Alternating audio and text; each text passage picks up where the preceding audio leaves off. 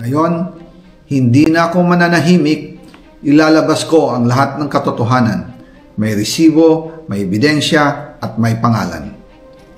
Nagsimula ito nung tumawag si Sekmina Pangandaman sa akin nung nag-umpisa ang BICAM process last year, 2024. Ang sabi niya, katatapos lang ng meeting nila ni Pangulo at may instructions na mag-insert o magpasok ng 100 billion worth of projects sa BICAM.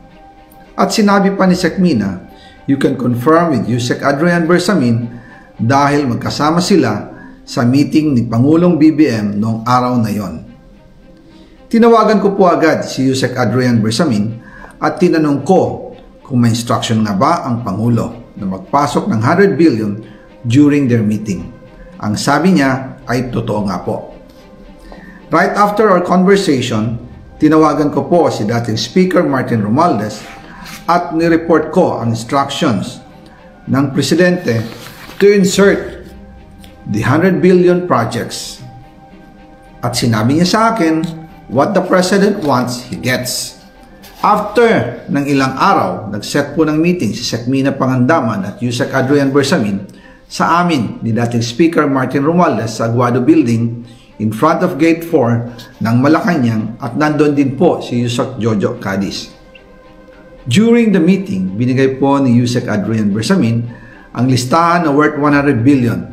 Tinanong ko po si Yusek Adrian kung saan galing ang listahan. Ang sagot niya, galing kay PBBM mismo at binigay niya ito mula sa brown leather bag. Nung sinabi po ni Yusek Adrian Bersamin yung brown leather bag, naalala ko noong nasa Singapore kami right after the elections of May 2022 sa Hilton Hotel, kami ni dating Speaker Martin and PBBM habang pauwi at pabalik ng Pilipinas, hinabol ng PSG ang brown leather bag at ang sabi ni PBBM, maiwan na lahat, wag lang ang brown leather bag. Kaya naniwala ako na utos talaga ito ng Pangulo. Pagkatapos ng ilang araw, I informed sina dating Speaker Martin Romualdez, Sekmina Pangandaman, Yusek Adrian Bersamin, and Yusek Jojo Cadiz na kung pwede 50 billion lang ang ipasok sa program funds dahil so sobra ang DPWH funds versus sa DepEd. In practice, hindi pwede na mas malaki ang budget ng DPWH kaysa edukasyon. And yung balance na 50 billion, ilagay na lang sa program funds for the 2025 budget. Dahil Office of the President din ang nagre-release ng lahat ng unprogram funds. Pagkatapos ng isang araw, tinawagan ako ni Sekmina at sinabi ang mensahe ng Pangulo. Ipasok ninyo yan dahil pinangako na sa akin ni Speaker Martin yan at hindi na pwedeng baguhin. Kumbaga, ang utos ng hari hindi pwedeng mabali. Again, I informed the Speaker and asked clearance about the instructions ng Pangulo. At ang sabi niya, wala tayong magagawa. Kaya po nagtataka ako kung bakit sinasabi ni Pangulo na hindi niya makilala ang budget, samantalang lahat na binawas at dinagdag sa mga ahensya ng gobyerno ay humihingi ng approval sa kanya si Sekmina Pangandaman.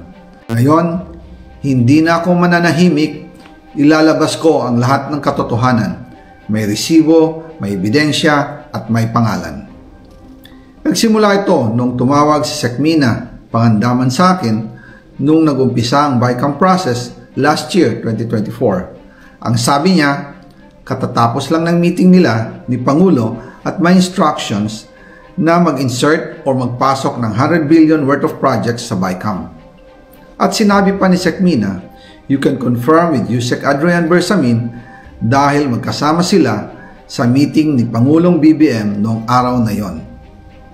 Tinawagan ko po agad si Yusek Adrian Bersamin at tinanong ko kung may instruction nga ba ang Pangulo na magpasok ng 100 billion during their meeting. Ang sabi niya ay totoo nga po.